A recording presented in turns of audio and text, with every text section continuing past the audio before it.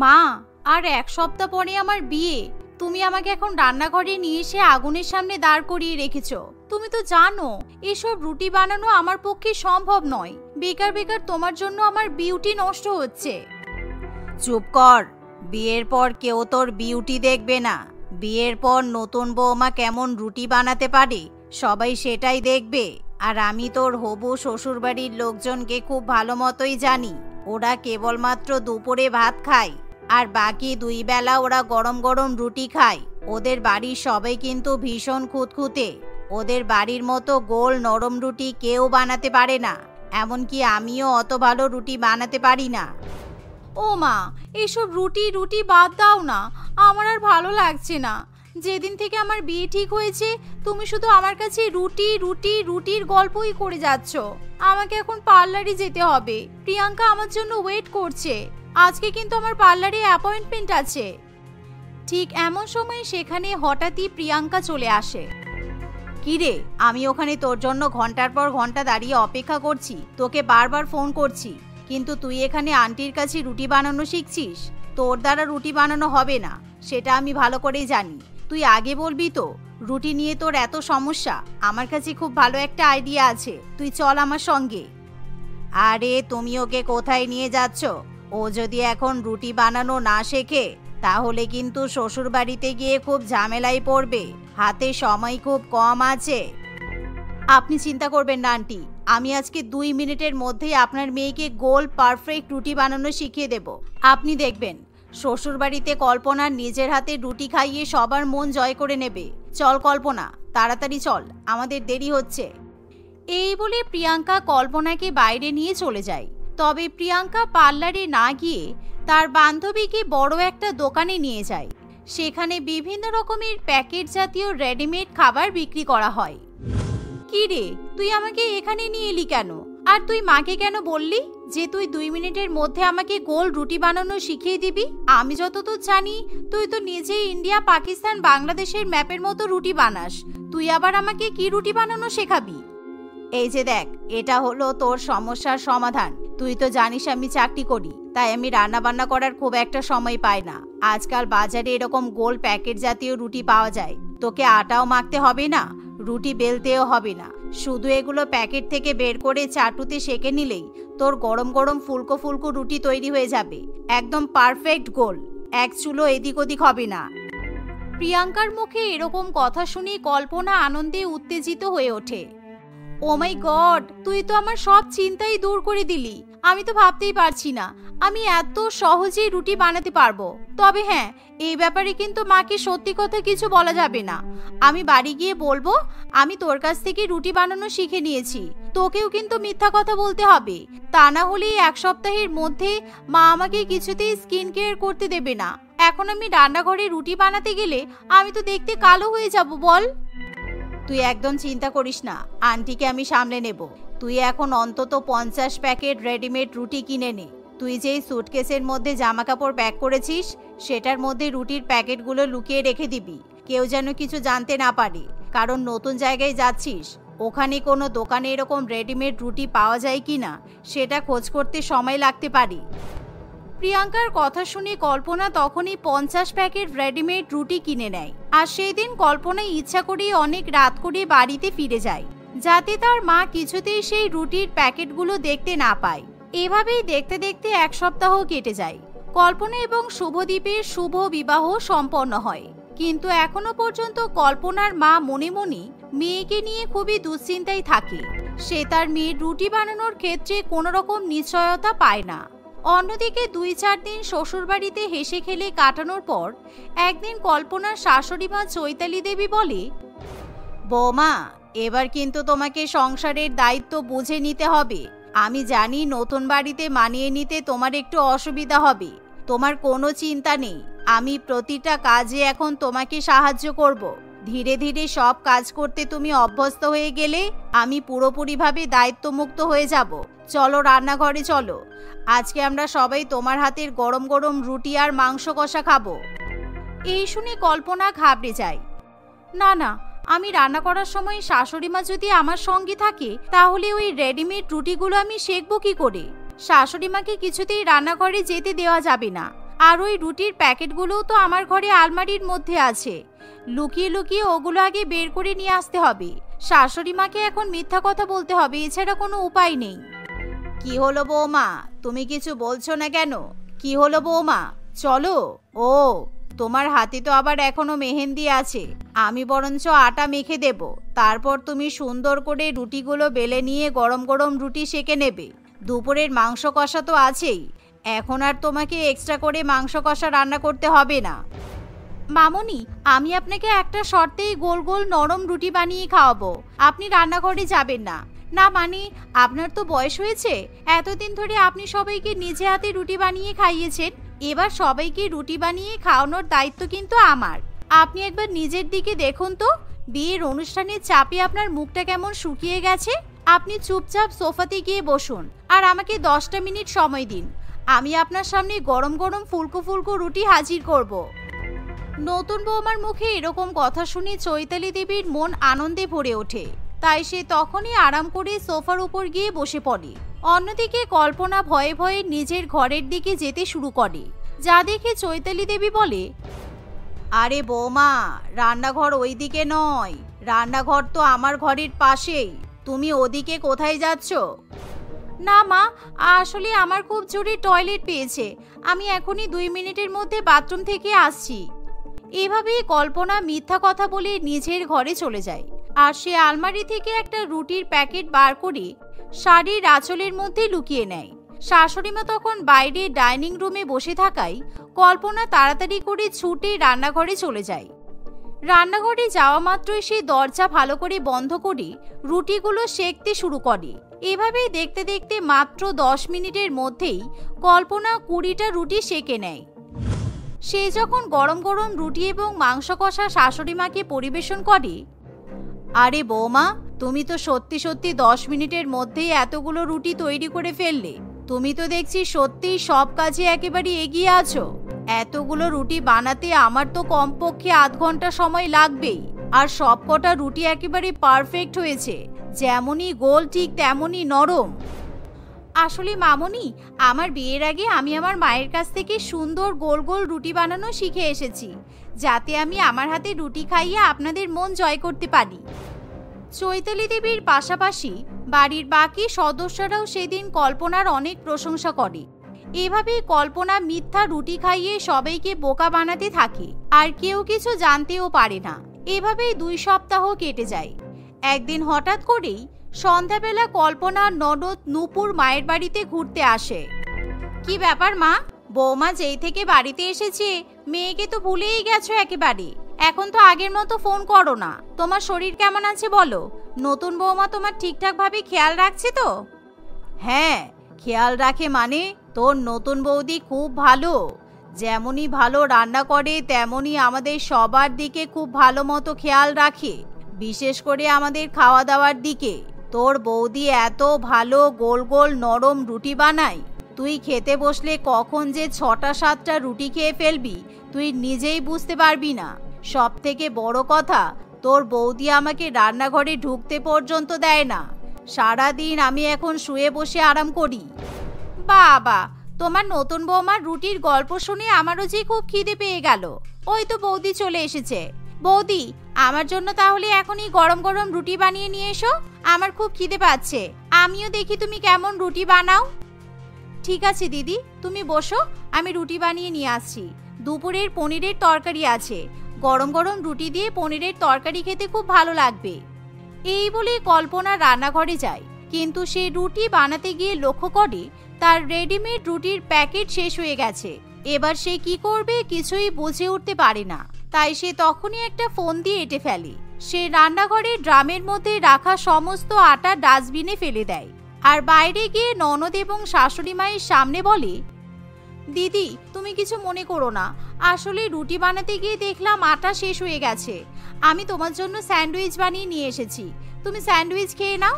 আর মা, বলছিলাম আমাকে একটু বাজারে যেতে হবে, আসলে আমার কিছু দরকারি জিনিস কেনার আছে। আসলে কল্পনা বাজারে যেতে চায় বাজারের দোকান থেকে রেডিমেড রুটির প্যাকেট কেনার জন্য, কিন্তু দুর্ভাগ্যের বিষয় সেদিন কল্পনা একা একা বাইরে যাওয়ার সুযোগ পায় না। আরে বৌদি, আমি থাকতে তুমি একা একা বাইরে যাবে কেন? চলো, আমিও তোমার সঙ্গে যাব। মা বলল বাজারে বাদশা কাকুর দোকানে গিয়ে আটার অর্ডার দিয়ে আসতে। বাদশা কাকু গম ভাঙিয়ে আটা তৈরি করে আমাদের বাড়িতে পাঠিয়ে দেবে। এই শুনে কল্পনা ঘাবড়ে যায়, কিন্তু সে কোনো বাহানা করতে পারে না। ননদের সঙ্গে সে বাজারে গিয়ে পৌঁছায়, কিন্তু সে বাড়ি বাড়ি ননদের চোখের আড়ালে যাওয়ার চেষ্টা করে। যে করেই হোক 2 মিনিটের জন্য হলেও আমাকে লুকিয়ে পড়তে হবে, তা না হলে কিছু একটা বাহানা তো করতেই হবে, যাতে আমি ওই খাবারের দোকান থেকে রুটির প্যাকেট কিনতে পারি। আমার ননদ সঙ্গে থাকলে আমি রুটির প্যাকেট কিনতে পারবো না, আর রাত্রিবেলা রুটি বানাতে গিয়ে আমি আবার ফেঁসে যাব। আমাকে যে করে হোক রুটির প্যাকেটগুলো কিনতেই হবে। এই ভেবে কল্পনা তার ননদকে বলে, আচ্ছা দিদি, তুমি একটু দাঁড়াও, আমি একটু ওই খাবারের দোকানে যাব। আসলে কালকে আমি আমার মায়ের সঙ্গে দেখা করতে যাব, তো তাই মায়ের জন্য মায়ের পছন্দের কিছু খাবার কিনতে হবে। এই বলে কল্পনা রুটির প্যাকেট কিনতে চলে যায়। ওই তো সামনেই বাদশা কাকুর দোকান। মা বলেছে 20 কেজি আটার অর্ডার দিতে। বৌদি তো একথা ভুলেই গেছে। যাই, আমি বরং অর্ডারটা দিয়ে আসি। এই বলে নূপুর সেই বাজারের আটার দোকানে চলে যায়। কিরে, কেমন আছিস? অনেকদিন পর তোকে দেখলাম, আর অনেকদিন পর তোদের বাড়ি থেকে আটার অর্ডার পেলাম। কিছু মনে করিস না নূপুর, তোকে একটা কথা বলতে চাই। মাঝে মধ্যে বাজারে রেডিমেড রুটি খেলে ঠিক আছে, কিন্তু প্রত্যেকদিন বাজারে রেডিমেড আটার রুটি খাওয়া স্বাস্থ্যের পক্ষে কিন্তু একদমই ভালো নয়। আর সেই জন্যই তো আমি স্বাস্থ্যের খেয়াল রাখার জন্য নিজে মেশিনের সাহায্যে গম ভাঙিয়ে সেই আটা বিক্রি করি। এরকম কথা শুনে নূপুর খুবই অবাক হয়। কি বলছো কি? আমাদের বাড়িতে প্রত্যেক দিন তোমার দোকান থেকে কেনা আটা দিয়েই তো রুটি তৈরি করা হয়। তুমি হঠাৎ করে রেডিমেড রুটি খাওয়ার কথা বলছো কেন? রেডিমেড রুটিটা আবার কি জিনিস? ও, তুই তাহলে কিছুই জানিস না? তোর বৌদি ওই দোকানটা থেকে রেডিমেড রুটির প্যাকেট কিনছে, আর বাজারে এখন ওই ধরনের রুটি চলনও খুব বেড়ে গেছে। শুধুমাত্র রুটিগুলো আগুনে সেঁকে নিলেই রুটি তৈরি হয়ে যায়, কিন্তু ওই রুটিগুলো স্বাস্থ্যের পক্ষে খুবই ক্ষতিকর। তোর বৌদি সপ্তাহে অন্তত 20-25 প্যাকেট রেডিমেড রুটির প্যাকেট নিয়ে যায়, তাই বলছিলাম আর কি। এরকম কথা শুনে নূপুর খুবই রেগে যায়। তাই সে তখনই বাড়িতে ফিরে এসে তার বাবা মা এবং দাদাকে সব কথা বলে দেয়। নূপুর কল্পনার ব্যাগ থেকে রেডিমেড রুটির প্যাকেটগুলো বাইরে বার করে তার পরিবারকে দেখায়, যার ফলে কল্পনা খুবই ভয় পেয়ে যায়, আর সে ভয়ে ভীষণই কান্নাকাটি করতে শুরু করে। দেখেছো মা, তোমার বৌমা কিভাবে তোমাদের ক্ষতি করছিল? আমি এখানে না আসলে তোমরা কিছু জানতেই পারতে না। তোমার বৌমা এতদিন তোমাদেরকে মিথ্যা কথা বলে এসেছে, মিথ্যা রুটি খাইয়ে এসেছে তোমাদের। আরে তুই চিৎকার করিস না, একটু শান্ত হ। তুই দেখছিস না মেয়েটা কিভাবে কাঁদছে? বৌমা, তুমি যখন রুটি বানাতে পারো না, সেটা তো তুমি আমাকে আগেই বলতে পারতে। আমি তোমার মায়ের মতোই তোমাকে গোল নরম রুটি বানানো শেখাবো। বাজারের এই রেডিমেড প্যাকেট জাতীয় রুটিগুলো কিন্তু শরীরের খুব ক্ষতি করে। তুমি কিন্তু আমাদের সঙ্গে সঙ্গে নিজেরও ক্ষতি করছো। এটা একদমই ঠিক নয় বৌমা। আমরা তোমাকে বকাবকি করছি না, আমরা তোমাকে বোঝানোর চেষ্টা করছি। তাই এরকম ভাবে কান্নাকাটি করার কিছু নেই। আমরা তো তোমার নিজের পরিবার, আমি তোমার মায়ের মতো। শাশুড়ি মায়ের মুখে এরকম কথা শুনে কল্পনা নিজের ভুল বুঝতে পারি, তাই সে তখনই তার পরিবারের কাছ থেকে ক্ষমা চায়। আর যেহেতু চৈতালি দেবী এবং তার পরিবার খুবই ভালো হওয়ায় কল্পনাকে কেউ রুটি না বানাতে পারার জন্য অপমান করে না। ধীরে ধীরে কল্পনা তার শাশুড়ি মায়ের কাছ থেকে খুব সুন্দর গোল গোল রুটি বানানো শিখে নেয়। এভাবেই কল্পনা হাসি খুশি শ্বশুর বাড়িতে সংসার করতে থাকে। সঞ্চিতা দেবী তার 3 ছেলে এবং বৌমার সঙ্গে বাস করত। তার 3 ছেলে সঞ্জয়, বিজয় এবং রণজয় আর্মিতে ছিল। তারা বছরের অধিকাংশ সময় দেশের সেবায় নিয়োজিত থাকত। বাড়িতে তারা অনেকদিন পর পর থাকার সুযোগ পেত। সঞ্চিতা দেবী এবং তার 3 বৌমা তাদেরকে খুব মিস করত। কি ব্যাপার বলুন তো মা, অনেকদিন হয়ে গেল আপনার ছেলেরা ফোন করছে না কেন? এতদিন পর পর তো ফোন করে না ওরা। কোনো বিপদ হলো নাকি বলুন তো? আমার যে বড্ড ভয় করছে। না না, সবসময় ভুলভাল চিন্তা ভাবনা কেন করো? সেরকম হলে আমরা নিশ্চয়ই খবর পেতাম। ওরা হয়তো কাজে ব্যস্ত আছে, ঠিক ফোন করবে দেখো। এমন সময় তাদের বাড়িতে অফিসার রণজিৎ চন্দ্র বাবু এসে উপস্থিত হয়। তাকে দেখে সঞ্চিতা দেবী এবং তার বৌমারা খুবই অবাক হয়। আমি আপনাদের জন্য একটা সুখবর নিয়ে এসেছি। আপনার 3 বৌমা আর্মিতে চাকরি করার সুযোগ পেয়েছে। আমি চাইবো এনারা যেন আজকেই আমার সঙ্গে ট্রেনিং এ যাওয়ার ব্যবস্থা করে। কি অফিসার, আপনি সত্যি বলছেন? আমার 3 ছেলে আর্মিতে আছে আর আমার 3 বৌমাও আর্মিতে যাওয়ার সুযোগ পাচ্ছে? এটা তো আমার পরম সৌভাগ্য। আমাদের পুরো পরিবারটাই তাহলে আর্মিতে থাকবে। আমার তো গর্বে বুকটা ফুলে উঠবে। না মা, আমি আর্মিতে কখনোই যাব না, কখনোই না। আপনি আমাকে কিছু জিজ্ঞাসা না করেই এরকম আনন্দে লাফিয়ে উঠছেন কেন? আর আমিও আর্মিতে যাব না। আমার আর্মি হওয়ার কোনো ইচ্ছা নেই। আমি বাড়িতে যেরকম স্বাধীনভাবে জীবন কাটাচ্ছি সেরকমই ঠিক আছি। আর দিদিরা যদি আর্মিতে না যায় তাহলে আমি আর একা একা কেন যাব? আমিও যাব না। এ তোমরা কি বলছো? তোমরা আর্মিতে জয়েন করতে চাও না? এটা আবার কি রকম কথা? এরকম সুযোগ কজনই বা পাই বলো তো?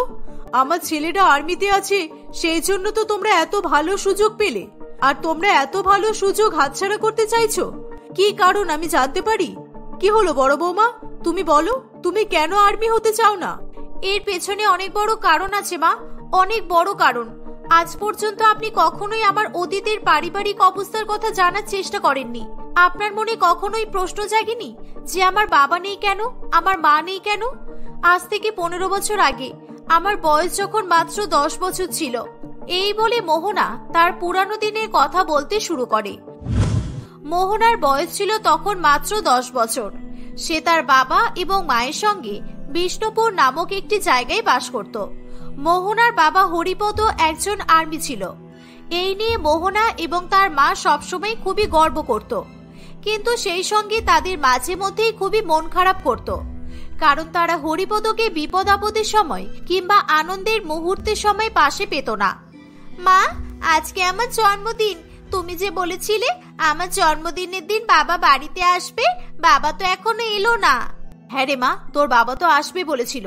আমি অনেকবার ফোন করেছি, তোর বাবার ফোন কিছুতেই লাগছে না। কি জানি, হয়তো রাস্তায় আছে, ফোনের টাওয়ার পাচ্ছে না। তুই চিন্তা করিস না মা, তোর বাবা ঠিক চলে আসবে। ঠিক আছে মা, বাবা যতক্ষণ না আসবে আমি বাবার জন্য অপেক্ষা করব। বাবা বাড়িতে এলে আমি তখনই কেক কাটবো, তার আগে নয়। মা, আমার মনে হচ্ছে বাবা আমার জন্য একটা বড় সারপ্রাইজের প্ল্যান করেছে। আমি না কালকে রাতে স্বপ্ন দেখেছি বাবা আমাকে একটা অনেক বড় সারপ্রাইজ দিয়েছে। এই জন্য মনে হয় বাবা ইচ্ছে করেই ফোন ধরছে না। তাই নাকি? তুমি তাহলে স্বপ্নের মধ্যে সবকিছু জেনে গেলে? হতেই পারে, তোমার বাবা তো 2 বছর পর বাড়ি ফিরে আসছে। তোমার বাবা কি শুধু তোমার জন্যই সারপ্রাইজ প্ল্যান করেছিল, আমার জন্য কিছু করেনি? স্বপ্নে এরকম কিছু দেখেছো? এভাবেই মোহনা এবং তার মা অত্যন্ত আকুলতার সঙ্গে হরিপদর বাড়ি ফিরে আসার জন্য অপেক্ষা করতে থাকে। সমস্ত আত্মীয় স্বজন অতিথি মোহনার বার্থডে পার্টিতে খুবই মজা করছিল। মোহনা কেকের সামনে দাঁড়িয়ে দাঁড়িয়ে শুধুমাত্র দরজার দিকে তাকিয়েছিল, তার বাবা কখন আসবে সেই অপেক্ষাতেই। এরকম ভাবেই বেশ কিছুক্ষণ কেটে যায়। হঠাৎ করে তাদের বাড়িতে হরিপদর মৃতদেহ ফিরে আসে। এই দেখে মোহনা এবং তার মা কান্নায় ভেঙে পড়ে। বাবা, তুমি এটা কি করলে বাবা? আজকে আমার জন্মদিনের দিন, তুমি আমাকে এভাবে সারপ্রাইজ করবে আমি কখনো ভাবতে পারিনি। কেন বাবা, তুমি আমাকে আর মাকে কেন ছেড়ে চলে গেলে? মোহনার মা কাবেরী তার স্বামীকে হারিয়ে শোক যন্ত্রণা সহ্য করতে না পেরে পাগল হয়ে যায়। না, এটা হতে পারে না, হতে পারে না। আমি আমার বরের কাছে যাব। আমার বর কোথায়? এটা আমার বর নয়, এটা আমার বর নয়।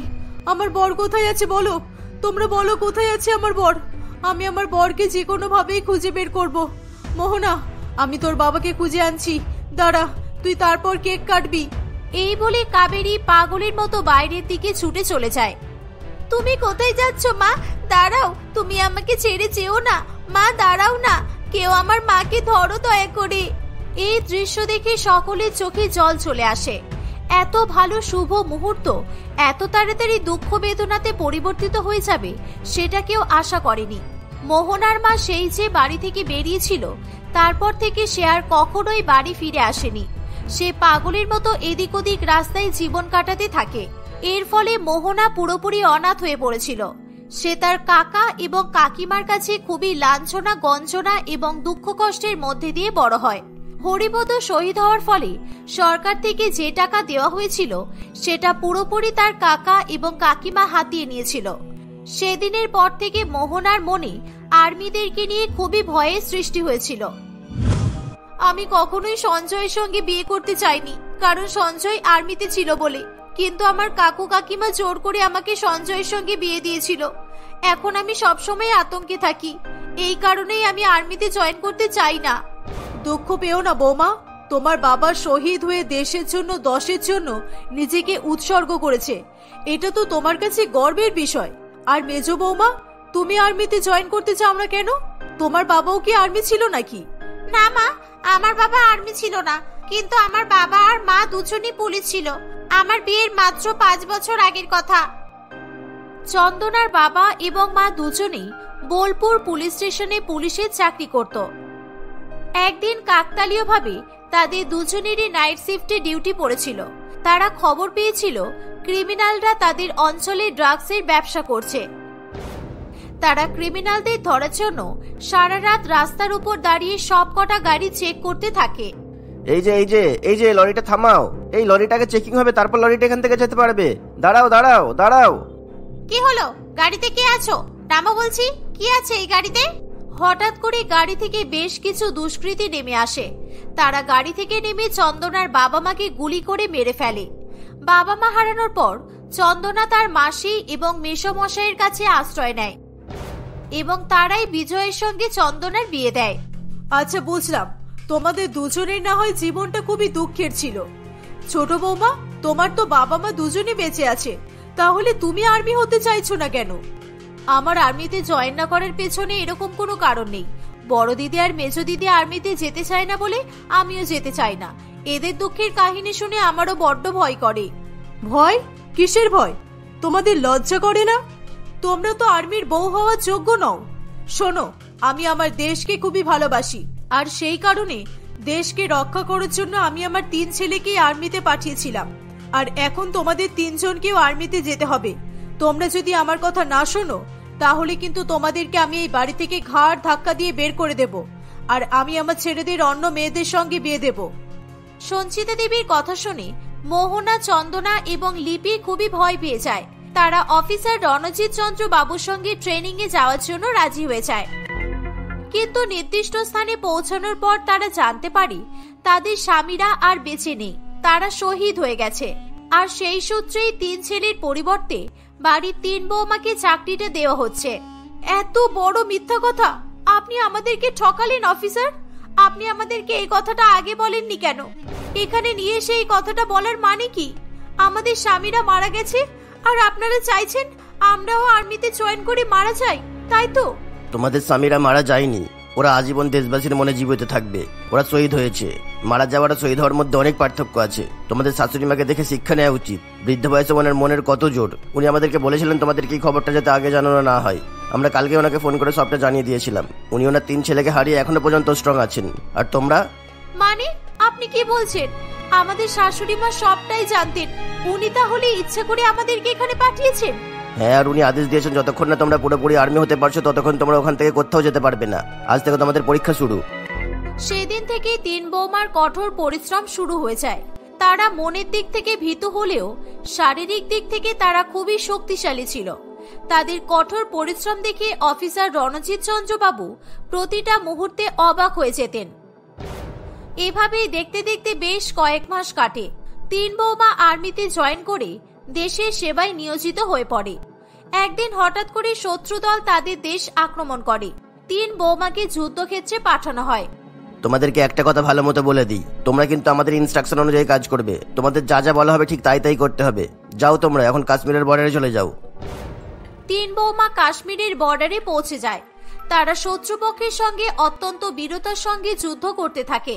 তারা অফিসার রণজিৎ চন্দ্র বাবুর প্ল্যান মাফিক কাজ না করে শত্রুদের ডেরায় গিয়ে তাদের উপর সরাসরি আক্রমণ করার সিদ্ধান্ত নেয়। এই শত্রুদেরকে আমরা ছাড়বো না, সবাইকে এক এক করে আমরা মারবো। আমাদের ছদ্মবেশে শত্রুদের ডেরায় যেতে হবে, তারপর আমাদের প্ল্যান মতো কাজ করতে হবে। মোহনা, চন্দনা এবং লিপি বার ডান্সারের ছদ্মরূপ ধারণ করে। তারা শত্রু দলের কাছে গিয়ে বলে, আমরা 3 জন বার ডান্সার, আমাদেরকে এখানে তোমাদের বিনোদনের জন্য পাঠানো হয়েছে। তোমরা যেভাবে শত্রু দলের সঙ্গে যুদ্ধ করছো, দেশবাসী খুশি হয়ে তোমাদেরকে আনন্দ দেওয়ার জন্য আমাদেরকে এখানে পাঠিয়েছে। শত্রুপক্ষের সৈন্যদল খুবই খুশি হয়ে তাদের 3 জনকে তাদের গোপনীয় ডেরার মধ্যে নিয়ে চলে যায়। তারা 3 বউ সেখানে প্রবেশ করে লুকিয়ে লুকিয়ে এক একটা শত্রুকে মারতে থাকে। হঠাৎ একদিন তারা 3 জন ধরা পড়ে যায়। শত্রু দলের সৈন্য সংখ্যা অনেক বেশি হওয়ায় তারা একসঙ্গে 3 বোনের উপর আক্রমণ করে। তারা 3 বউ গুরুতরভাবে আহত হয়। মোহনা এবং চন্দনা যুদ্ধ চালিয়ে গেলেও লিপি শেষ পর্যন্ত প্রাণ হারায়। লিপিকে শহীদ হতে দেখে মোহনা এবং চন্দনা ভয় পেয়ে সেখান থেকে পালিয়ে যায়। মেরে দিয়েছে, ওরা লিপিকেও মেরে দিয়েছে। এই কারণেই আমরা আর্মি হতে চাইছিলাম না। আমরা যুদ্ধক্ষেত্রে যাব না, না হলে ওরা আমাদেরকেও মেরে ফেলবে। ভয় করলে চলবে না, তোমাদের প্রতিশোধ নিতে হবে। প্রতিশোধ। শত্রুরা তোমাদের বাবাকে মেরেছে, তোমাদের স্বামীদের মেরেছে, লিপিকে মেরেছে, এতজনকে মেরেছে, সেই সঙ্গে আমাদের দেশের আরো অনেকজনকে মেরেছে। তোমরা যদি ওদেরকে না হারাও তাহলে ওরা একের পর এক আমাদের দেশবাসীকে মারতেই থাকবে। তোমরা শারীরিক দিক থেকে কোনো অংশে দুর্বল নাও, কিন্তু তোমরা মানসিক দিক থেকে খুবই দুর্বল। মনের জোর থাকলে সবকিছু হয়। প্রতিশোধের আগুন জ্বালাও, সেই সঙ্গে সমস্ত শত্রুদের পুড়িয়ে ছাড়খাড় করে দাও। এরকম ভাবে অফিসার রণজিৎ চন্দ্র বাবু মোহনা এবং চন্দনাকে উৎসাহিত করতে থাকে। তার কথা শুনে মোহনা এবং চন্দনার বুকে প্রতিশোধের আগুন জ্বলে ওঠে। তারা আবার শত্রু দলকে পরাজিত করার প্ল্যান করতে শুরু করে দেয়। তারা এবার আর কোনো রকমের ভুল করেনি। তারা প্রাণপণে নিজেদের কথা চিন্তা না করে একের পর এক শত্রুকে নাশ করতে থাকে। তারা শত্রুপক্ষকে পরাজিত করে নিজেদের দেশকে রক্ষা করে। কোটি কোটি দেশবাসী তাদেরকে বিজয়মালা পরিয়ে সসম্মানিত করে। আজকে তাদের কাছে আনন্দের দিন ছিল। আজকে তারা শত্রুপক্ষকে পরাজিত করেছে, তাই তাদের অতীতের সমস্ত দুঃখ তাদের কাছে নগণ্য বলে মনে হয়। আজ আমি খুবই গর্বিত। শত্রুপক্ষ আমার 3 ছেলেকে কেড়ে নিয়েছে, 1 বৌমাকে কেড়ে নিয়েছে, আর আমার এই 2 বৌমা তার প্রতিশোধ নিয়ে দেখিয়েছে। আজকে আমার ছেলেদের আত্মা আর আমার ছোট বৌমার আত্মা শান্তি পাবে। এই বলে সঞ্চিতা দেবীর চোখে জল চলে আসে। অশ্রুভরা চোখে তার 2 বৌমাকে সে স্যালুট করে। মোহনা এবং চন্দনা বাকি জীবন দেশের জন্য এবং দশের জন্য নিজেদেরকে উৎসর্গ করে দেয়। তাদের মন থেকে সমস্ত ভয়ভীতি চিরতরে দূর হয়ে যায়।